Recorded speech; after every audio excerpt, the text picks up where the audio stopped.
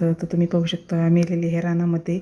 तर रानामध्ये आल्यानंतर मला आज काढायचे होते टोमॅटो. तर एवढे जास्तीचे टोमॅटो होते ना, पण जास्तीचे टोमॅटोपेक्षा तर खाली चिकटले होते. कारण तर की ओझं एवढं जास्तीचं झालेलं आहे टोमॅटोला, आणि टोमॅटोला ओझं झाल्यामुळं ते पूर्ण टोमॅटो खाली चिकटलेले होते. तर त्यापैकी तर मी 4 कॅरेटी काढल्या होत्या टोमॅटोच्या. तर 4 कॅरेटी काढून झाल्यानंतर त्यातलं तर एका कॅरेटमध्ये एवढे जास्तीचे खराब टोमॅटो निघाले ना, तर एकदम जास्तीचे खराबच निघाले.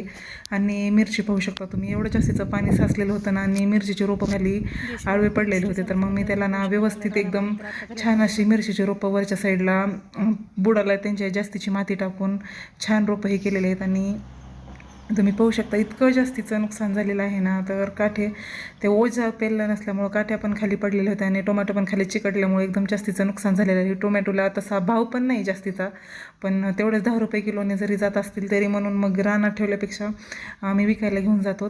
तर तुम्ही पाहू शकता मिरच्याला एवढे जास्तीचे फुलं आलेले होते ना, पूर्ण फुलं पण पावसामुळं एवढं जास्तीचं नुकसान झालेलं आहे. पूर्ण मिरची पण खाली पडलेली आहे. आणि इतकं जास्तीचं आणि वातावरण तुम्ही पाहू शकता परत पावसाचं झालेलं होतं. पावसाचं वातावरण झाल्यामुळं मग आम्हाला घरला देत होतं, पण म्हटलं थोडंसं आम्हाला गावातून सांगितलं होतं की मिरच्या आणण्यासाठी, म्हणून मग मी मिरच्या पण घेतलेल्या होत्या थोड्याशा मिरच्या. आणि वांग्याला एवढे जास्तीचे वांगी लागलेत, पण त्याला शेंडाळी पडलेली आहे. शेंडाळीवरती आम्ही औषध मारलं होतं, पण त्याने पण काही म्हणजे झालेलं नाही. पण परत आम्ही तंबाखू एक दिवस भिजायला घालून परत ती पण पंपातून मारली होती, त्यामुळे थोडासा रिझल्ट चांगला झालेला आहे. आणि वांगी एवढी छान आहेत ना, एकदम मस्त अशी. आणि वांग्याला पण जास्तीचे वांगे नाही लागलेली, त्यामुळे आम्ही तोडलेली नाही. तर तुम्हाला व्हिडिओ आवडत असतील तर नक्की लाईक, शेअर आणि सबस्क्राईब करायला विसरू नका. आणि शेतीतलं काम करायची जर आवड असेल ना, आणि आपल्याला जर आवड असेल तिथं सवड निघते असं म्हणतात, ती गोष्ट काही खोटी नाही. आणि आमच्या तिथलच्या साईडनी बाळूमामाच्या मेंढरं जात होते, त्यामुळं मग मला असं वाटलं की व्हिडिओ काढावा.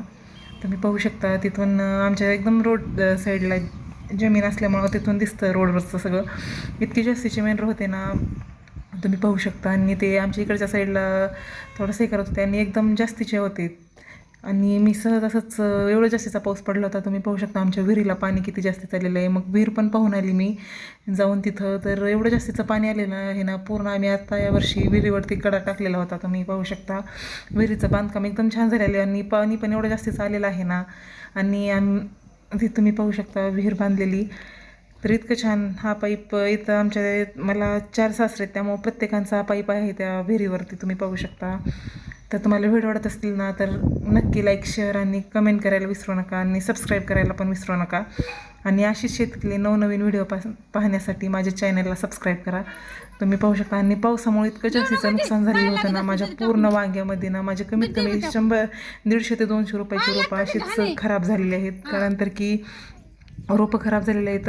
तर त्यात एवढं जास्तीचं पाणी साचलेलं होतं. आणि मग मी लवकरच घरला आले होते, पण लवकर घरला आले म्हणून बरं झालं, कारण तर केवढं पावसाचं वातावरण झालेलं होतं ना, आणि पाऊस पण एकदम जास्तीचा येत होता. तर घरला आल्यानंतर एवढं जास्ती पाऊस आम्ही भिजलेलोच नव्हतं फक्त, पण एकदम जास्तीचा पाऊस येत होता. तुम्ही पाहू शकता इतकं जास्तीचं पाणी. आणि दरवाजात आमच्या तिथं गळ पडला होता पाणी जाऊन जाऊन जास्तीचं, त्यामुळे आम्ही विटाचे तुकडे टाकलेले होते दरवाजामध्ये.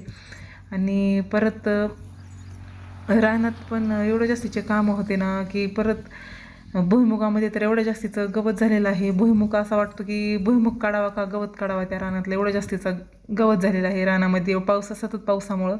आणि खूप सारं नुकसान पण झालेलं आहे. तर आता सध्या तुम्ही पाहू शकता मिरचीला एवढे जास्तीचे फुलं आहेत ना, पण पावसामुळे ते गळता येतच त्यामुळं. आणि माझी मिरचीचे रोपं पण खाली असे कमकुवत झाल्यासारखं झाले होते, पण मग त्यांना परत बोडाला माती बसवली. आणि मला धनं तर काढायचे होते, कारण तर की धने काढून पण एका साईडला मी करून ठेवले.